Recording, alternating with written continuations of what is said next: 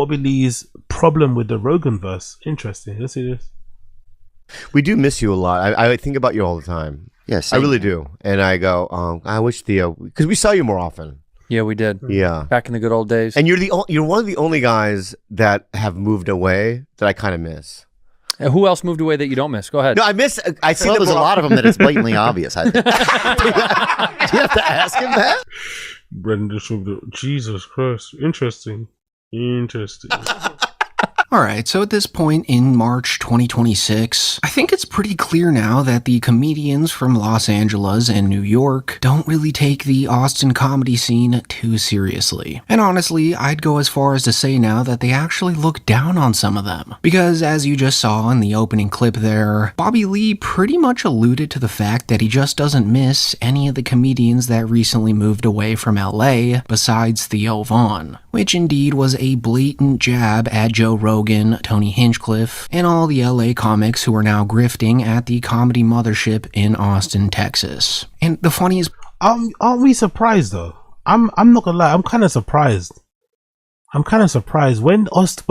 Rogan first announced he was moving to Austin, I expected like a mass exodus. Which did happen in a bit. It did happen in the beginning though, a little bit, right? I expected a mass exodus of comedians going over there, like a gold rush, right? Wanting to make that the new LA, the new comedy store 2.0. But it didn't really pan out that way. You know, it didn't really pan out that way. I was really expecting it to be like, everyone's going to move there. LA's going to be dead. Do you know what I mean? Like, but it didn't really actually pan out that way. People that were in New York stayed largely New York. People that in LA largely stayed in LA. And the ones that went to Austin were the ones that kind of were, you know, maybe a bit homeless, you know? In terms of location, maybe they were a little bit spiritually homeless and they found a place to call home in Austin. Part about Bobby saying this is that he's clearly been holding a... Oh yeah, you think so? Yeah, true. Good point, Jersey. Good point. Rogan took too long. I don't think it took too long. It was that first place fell through, innit? Remember he had that first location fell through. And then that added like another year or something onto the whole thing. Yeah, you're right. You're definitely right. That first location fell through and it added more time. And then by the time the time passed, everyone was kind of over the whole idea. Yeah, true. Tongue on this topic for a while. Like, oh no, sorry. The world reopened, and then LA was kind of back to normal. So it's like the necessity to move to Austin kind of faded.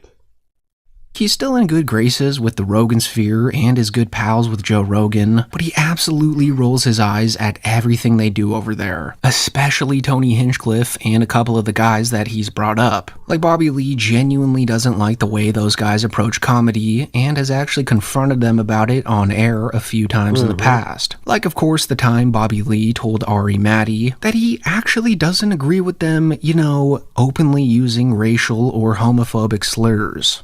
You know when like you're hanging out with another comedian, he says the N-word around you for the first time? Yeah. I like that. That's a little trust that I'm in the circle. Here we go. Let's talk about this real quick, okay? I'm not with that you guys are doing in Austin. What do you mean? Well, let's be real. I don't like some of the words you guys use freely. Like what?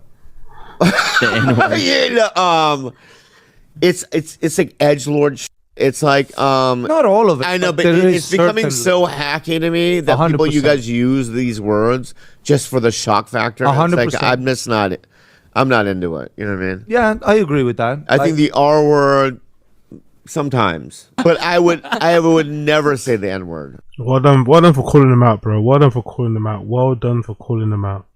In any environment. Okay. The F word I don't really use ever, you know what I mean? And I see Austin comic use it regularly. It's in the contract. It's in the contract, yeah.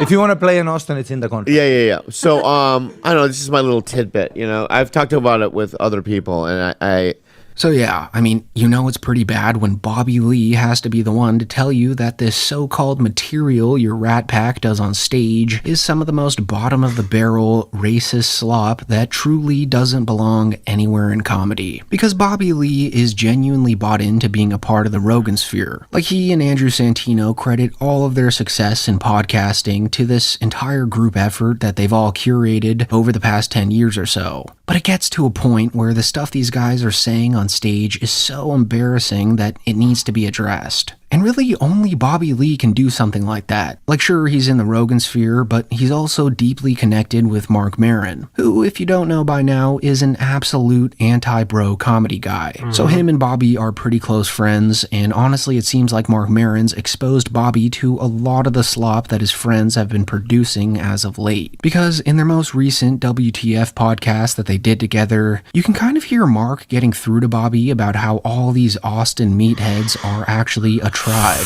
whose main goal is to sell out to the lowest. Look at fucking American Reader going back into the fucking archives and doing the research. I love it. American Reader is killing it lately. He's fucking killing it. Denominator of subhuman as possible. And once they figured out how easy it was for them to sell out stadiums like that, they then proceed to turn around and claim to be the greatest comedians to ever grace planet Earth. And once Mark Maron finishes speaking in this next clip here, you're gonna hear Bobby Lee tell a story about how a comedian once told the audience to worship him like a god. And even though Bobby doesn't mention any names, there is a 99% chance that this person was probably Tony Hinchcliffe. It's like, you know, they're not for everybody. And this is the other problem I have with the tribalizing of comedy, where you get a bunch of meatheads that are like, fuck you, that's not comedy. He's selling out stadiums. You're not funny. All right. So there's this judging of comics in a... Are they doing that? In a sports-like Are they doing fashion. that? Yes. Yes. Okay. If you rail any criticism of YouTube comics, Matt Rife or anybody. The legions of meatheads who call themselves comedy fans based on the competitive nature of what's been established by the Austin school. That what happens is, you know, you get this sports-like attitude. It's like, you can't sell that many tickets. You're not as funny. This deciding tone of what is and isn't funny is such bullshit, because the best... This is the stuff that I would love Rogan to address. Fucking hell, look how Tony Hinchcliffe used to look. Jesus Christ. Tony Hinchcliffe used to look like he had... Did Tony Hinchcliffe used to have ED or something? He looks like he's got ED in it. Like an eating disorder. Like, fucking hell, you're skinny as fuck. But this is the stuff that I would love to hear Rogan address. Because this is an actual good point. Like, how do you... Like, this is someone's observation who's in comedy. Like, put aside your hate for the person, Rogan. Put aside your hate for him. Put aside whatever. This is somebody that's also a professional comic who's saying this is how he views your crew and your influence. And, you know, whatever, your cohort of people. What's your opinion on this? But he just completely dismisses it because, oh, he's a hater. Mark Maron's a hater. He's just jealous. Okay, cool. We get it. He's jealous and he can be a hater. But it still doesn't take away from what he's saying. He's making a lot of good points here in terms of the kind of culture they've created amongst comedians, where even other comedians don't feel comfortable around them. Or other comedians feel as if like their way of doing things isn't maybe the only way, you know? Like, come on, man. They're making a lot of good points here, I think. Comics, the most interesting people, almost no one knows. Yeah, you're right. And it's just the way it is. As a comic, I can see it. I know it. Yeah. You're right. I think you're right. But I don't know why. Because they're challenging. Yeah. I mean, the people that are hugely successful, they're not that provocative. And when they are provocative, they can't shut up about it. And it's not even real. Like, I don't want to get canceled. Yeah. You won't. Yeah. You fucking hack. Yeah. I remember seeing, I don't want to say his name. Wow. Okay. But I saw a guy, a friend of mine. Yeah. And he, you know, after a set, he's in a stadium. Yeah. And he tells everyone to pull out a lighter or a fucking, you know what I mean? Cameras, right? Sure. Right? And he's just like, not like, he's kind of like on stage, like almost like for the Jesus, picture? Yeah. Like a photo. Yeah. Right, and everyone's standing, you know what I mean? Almost worshiping him. Yeah. Right? Behind him. Yeah, behind him. And I vomited on my phone. I literally had a reaction to it. Wow. I was like, what are you fucking doing? Yeah. That's insane. So, without a doubt, the anonymous comedian who has his crowds worship him like Jesus is most definitely Tony Hinchcliffe. I mean, there's dozens of photos available of him online doing this very thing. And to Bobby's point, it's extremely corny. Like, Tony actually thinks he's the greatest comedian of all time. It's actually interesting how shit he is at regular stand-up, isn't it? He's decent at roast jokes, right?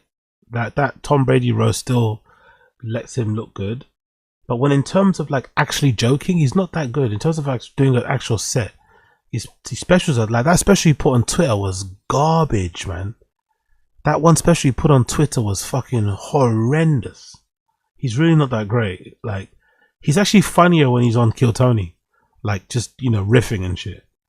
When he actually tries to tell jokes, oof, it gets tough really quickly. But Bobby sees right through that. Because if you didn't know, Bobby Lee was actually already an established regular at the Comedy Store in Los Angeles when Tony Hinchcliffe was like 13 years old back in the late 90s. So when Tony started working as a door guy at the Comedy Store in 2007, Bobby was already 10 years into this huge comedy and acting career. So for the entire 2010s, Bobby saw Tony try really hard to become this A-list acting comedian, but he was never able to get that big break, which according to Lee is the only reason Tony moved to Austin. Like in this next clip here from 2020, you're gonna see Bobby telling Santino that Hinchcliffe actually ended up moving to Austin because he could never nail down a big TV role. In fact, Bobby says that goes for all the other guys too. He went with Tony Hinchcliffe. Tony Hinchcliffe. Yeah, but Yeah, those guys moved down there for the Rogan train.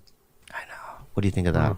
There's so many people. I know. I don't You even wanna know. Tim Dillon's moving down there. I know you want to go. To Austin? Yeah. Look, I don't.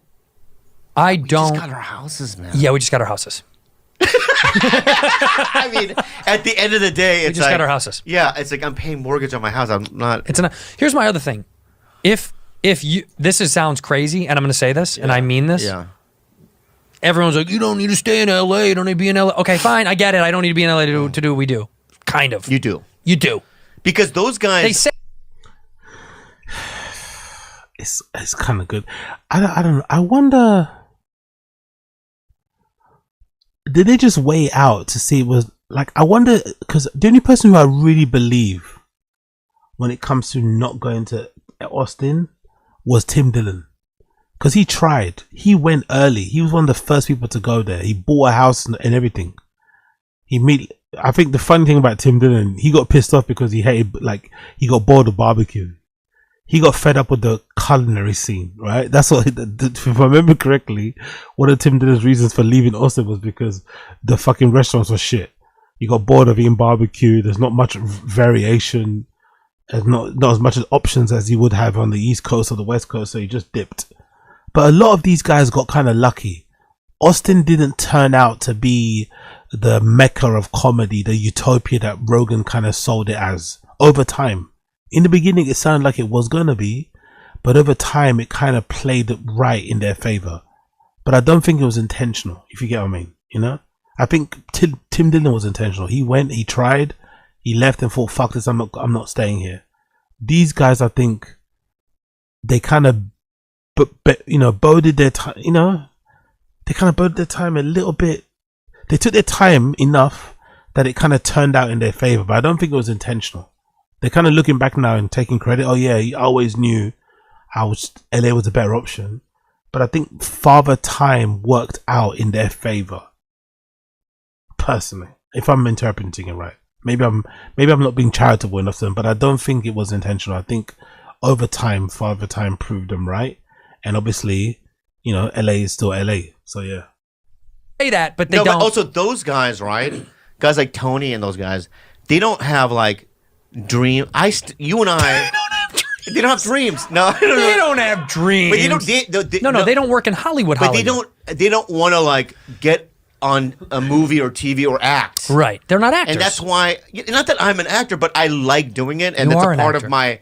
It's a part of what I do, right? Yeah. Right. So it's like I like the challenge of it. Right. Those guys aren't in the. That's what I'm saying. They're not in the acting side of Hollywood, and they want to be. Some of them. I think a lot of them don't. Yeah, but some of them do. I don't know if Tony. I don't think he goes out for stuff like that, or. But he's said stuff to me like, I can't get anything.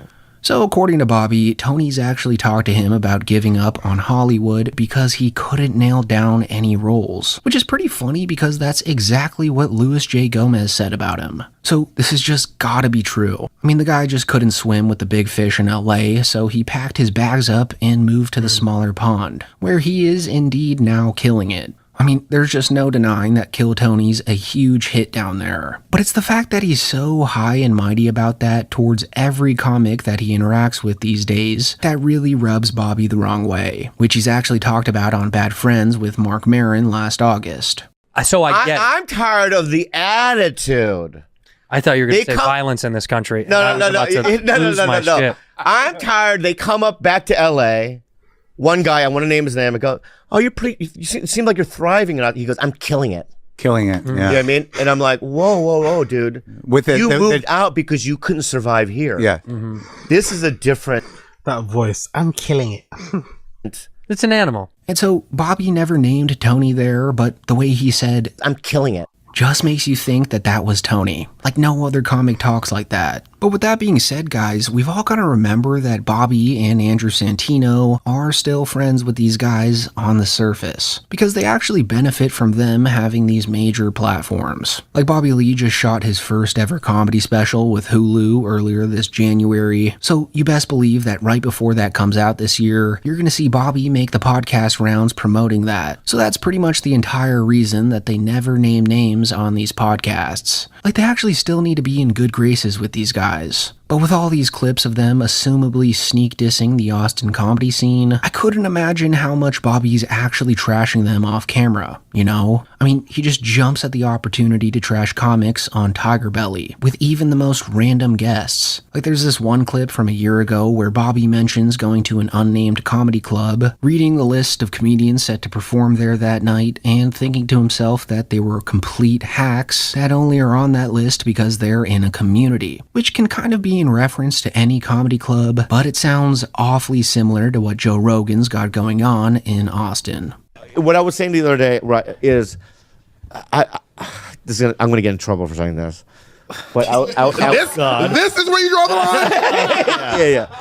I was at a club the other day. Is that me? I was looking at the lineup, and I go, this lineup's terrible.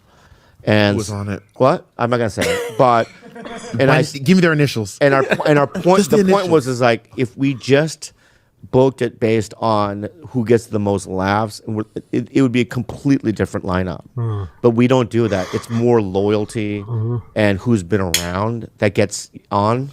You know what I mean? Yeah. Where was this? I'm not gonna tell you. But my point being is But isn't that the same for all arts though? People that complain about that sort of stuff, it's always like, that's the industry, that's the game. Bobby Lee probably still gets spots in certain places because of his name and because of loyalty too. It happens across the board. People that complain about that sort of stuff is so weird. It's like, come on, man. You benefit from it too. For sure, Bobby Lee benefits from being around for as long as he's been around, being well liked, and he probably gets certain gigs because of that. Not just because he's funny, you know what I mean, in certain people's eyes. I don't know. that even like if you even other nationalities and color, you know, there's so many other people I would choose before the ones they put up, you know what I mean? But it's out of loyalty and that kind of thing before anything else, and I hate that. I did a show there once, and it was pretty tough. When you're the only gay guy on a show, and the audience is just primed for some straight white man comedy. And there are some funny straight white men. I'm not. Oh, come on, man. Come on. Like, now look. So, everyone's a victim. Everyone's being oppressed. Bobby Lee's being oppressed because he's not part of the in crowd, right? Now the gay black guy is being oppressed because he's not catered to, or the audience isn't primed because he's gay. Come on. If you're a comedian, that shouldn't even matter.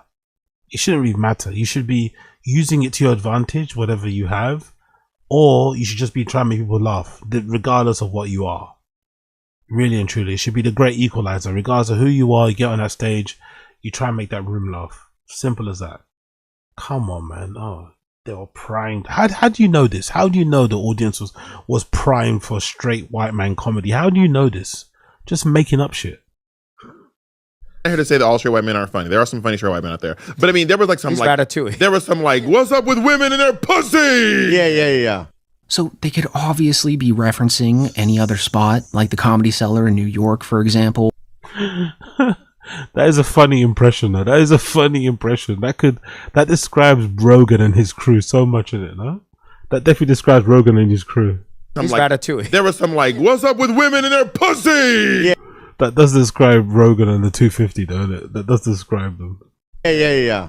So they could obviously be referencing any other spot, like the Comedy Cellar in New York, for example, which features a lot of these straight white male comics that the guest was referring to here. But regardless, that's pretty much the epitome of Joe's Comedy Club too. Like sure, they feature a lot of women and people of color there, but the overall vibe there is majorly that sort of locker room humor, which is indeed hack. Again though, Bobby Lee knows that they're his friends, and he knows that he's actually in their group. He even states in this podcast that he feels that this type of bro comedy has sort of taken over, and he knows that he's in that circle, but also relates to Mark Maron's belief that comics should be loners that don't really join up in these fraternal rat packs or comedy death squads.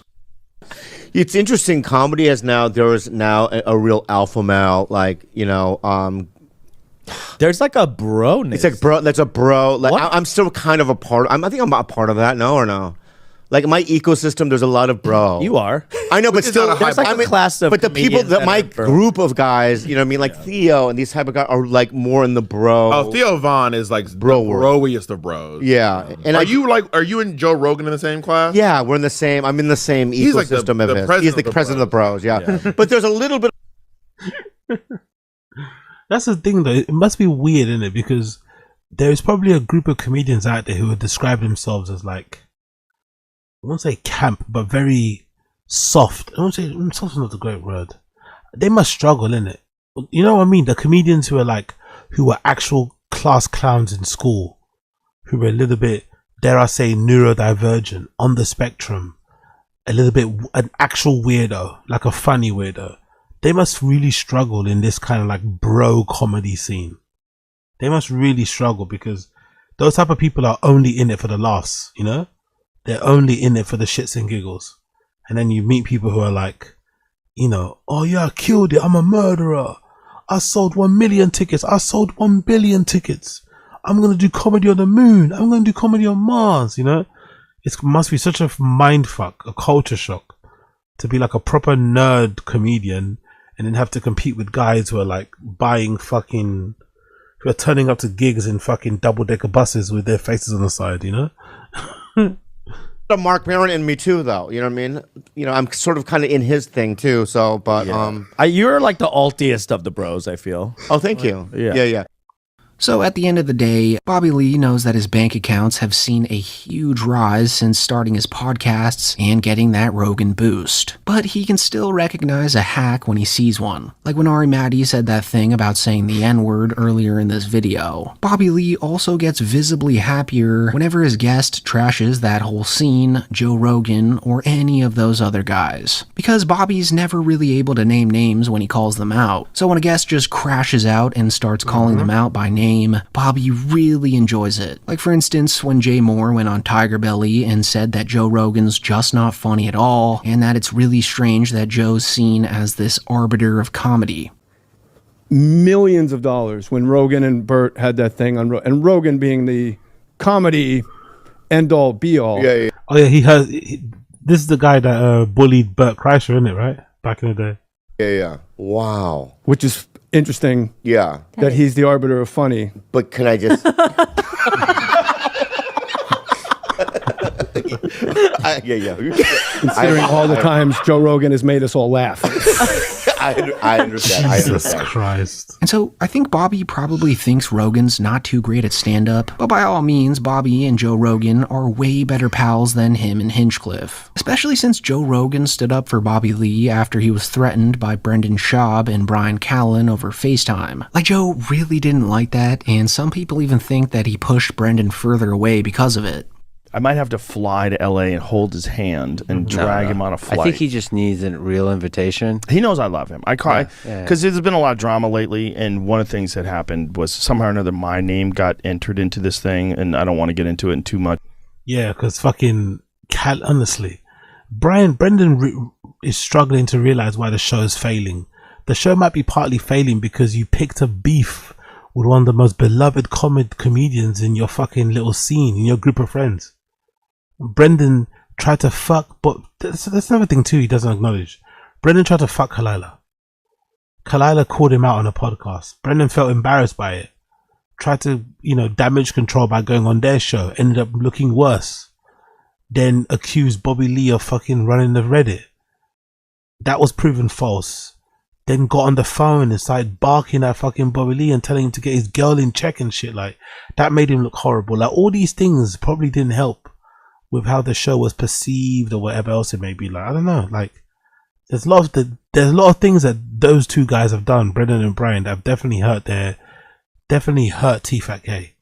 Definitely hurt them. But that whole thing was so embarrassing, innit? Allegedly, Bobby Lee said Brian Callen got on the phone and said, "We're gonna tell Brent if you don't get Kalila in check, we're gonna tell Rogan or something." Like, huh? We're gonna tell Rogan. What the fuck does that mean? Like, is Rogan our dads or something? Like, this is so pathetic. Detail, but I'm like, okay, I must call Bobby. And I called him and I said, listen, I don't know what kind of, I'm just hearing about this nonsense now, but I love you. I would never let anybody talk bad about you. I would never let anybody come on my show and talk bad about you. I think you're an awesome guy. I think you're incredibly talented. And I know that you have fear of like performing and putting out a special and stuff like that, but I really think you should, because I think you're one of the best comedians alive. And I've said that to him many, many times. I always give him shit like, when are you going to do a special? What are you doing? So Bobby Lee and Joe Rogan are probably good pals in real life. Not sure if Bobby really agrees with the Trump backing though, but he'll still go on to Joe's podcast once he works up the nerve. Like, believe it or not, the only issue he has with Joe is that he scares Bobby, which he said multiple times on Bad Friends, and it's apparently the only reason why he doesn't go on Joe's podcast very often. Who? Buff Eyes. Who's Buff Eyes? Rogan. You think he's my dad? Yeah. Is he my dad? You get like a little, like, you know what I mean? You look at him like your dad, kind of. Why don't you like Rogan? They all do though, innit? They all do. Brendan looks at Rogan like his dad. Brian even looks at Rogan like his dad, and they're the same age. I love him. Interesting.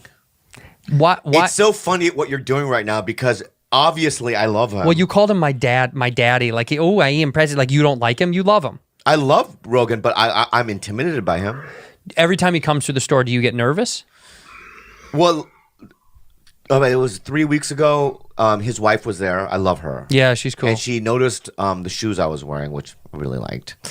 And then Rogan pulled me aside, and he goes, "How come you get so scared around me?" It's a legitimate question. And I go, "I'm not scared." I go, "Because what you white people don't fucking understand." So it's pretty funny that Bobby Lee is intimidated around Rogan, because Bobby Lee is just leagues above Joe when it comes to comedy, and he really runs laps around the guy when it comes to audience approval ratings. I mean, a lot of people think that he's really the only reason that Bad Friends is so successful, because when you compare the views that Santino gets on his solo podcast compared to Bobby's solo podcast, Bob just blows Santino out of the water. I don't think that's fair because Bobby Lee's solo podcast isn't a solo podcast. He's got a bunch of co-hosts on it that make the show fun too. I think together they're dynamite, but it's not fair to say. I mean, I don't think that's fair. I don't think that's fair personally. Part of the reason why Tiger Belly's good is because of fucking Bobby Lee's Kalila's cousin, that girl, the guys in the booth. They make it quite funny too, right? The producers, it all helps. That's it. Yeah, really, exactly. They all contribute to the show. That's why. And Santino's show, he just does it by himself with a guest, you know? He doesn't even do it solo. He does it mostly with guests. So, yeah, I don't think that's fair. So Santino's not really the draw here. But Bobby, after all, is a pretty timid guy that doesn't really understand how much pull he has. But anyways, Bobby Lee eventually worked up the courage to go on JRE, and they actually had a great episode together. There was one part of the show, though, that got pretty interesting, because Joe Rogan ended up confronting Bobby Lee about trash-talking Austin and saying that he would never move there, which was all in good fun, but at the same time, it was pretty petty. I mean, of course Joe Rogan would have scored the jackpot if Bobby Lee lived there instead of Los Angeles, but his feelings got hurt when Bobby turned that down. He lives here now, right? Yeah, Duncan lives here. Everyone's asking me to come. You should come. I know you were talking shit about moving to Austin, but listen. No, I didn't. Yeah, you did. I watched the video. No, I didn't. Don't lie. You did. You did. What like, I I'm said? not fucking moving to Austin. I don't leave my neighborhood. I don't go to Compton. I stay right here. Could I say something? What? You know what, man? No, you know. You know what, man? You know what, man? What? Listen, What? you have to understand what you guys did. What did we do? You guys took half of the talent out. Yeah. So I was just butthurt. We brought another bunch in too. Like Shane Gillis lives here. I know he does. We're doing now. great. I know you guys are killing it. We're having. I went to so the club much last fun. night. Come move here. I know, It's- but you're more than Paulie's thinking about it. Paulie's here a lot. I know. And Paulie then was just here the Theo's other day. thinking He's about killing it. Theo's thinking about Right. it. Yeah. They're all just worried that like people go, oh, you moved there to suck on Rogan's nuts. I would never suck your nuts. I don't ask.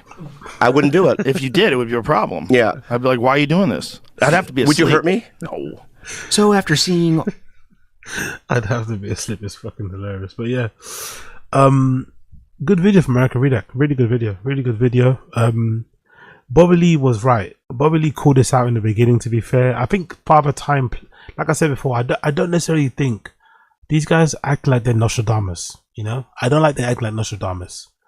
I don't think they knew Austin would turn out the way it did. I don't think they knew. I don't think they knew Austin would turn out in this weird, sycophantic, edgelord, cringy, right wing type of a weird safe space bubble thing, right? I don't think they knew that. I think in the beginning, the assumption was that it was going to be this like stand-up comedy haven. It was going to be like a replication, trying to replicate the heady days of the Comedy Store when Mitzi Shaw was alive. It didn't turn out to be that way. And I think a lot of it has to do with people not realizing what Austin was like. Because I remember, to be fair, that I think the fans and you guys in the chat were the ones that called it out. A lot of people were saying that Austin isn't California. I remember a bunch of you guys saying the same thing. Like, these guys are going to be in for a big shock. Like, Austin is fun, it's great, but it's not California. Like, it definitely isn't California. So I think a lot of these guys got a bit of a shock when they went there and realized, oh, there's not much to do here, you know? There's not much to do here, really. This is not California. There's not the abundance of things and places to go and, entertainment industry right here. I think a lot of people got woken up by that and it kind of changed the way that they approached it or lived there and shit. That's what I think happened. But yeah, in the end, I guess they were right, Bobby Lee and Santiago to stay. But they also had options too.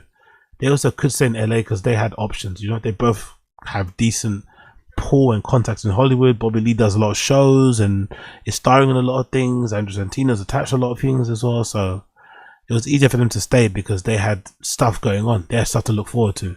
The other guys were smart to move. I think the first people who moved to Austin with Rogan were really smart because they got in early, you know? Like Derek Poston's a good example.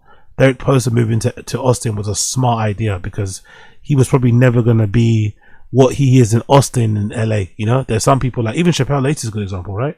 Chappelle's in Austin, I think, if I'm not mistaken. Those guys probably benefit a lot from living there because they get to chance to like start from fresh on the ground up and establish themselves in a way that they'll probably never would establish themselves in LA or New York. So in the end, it worked out best for everybody. Everybody got what they needed. Everybody got what they needed.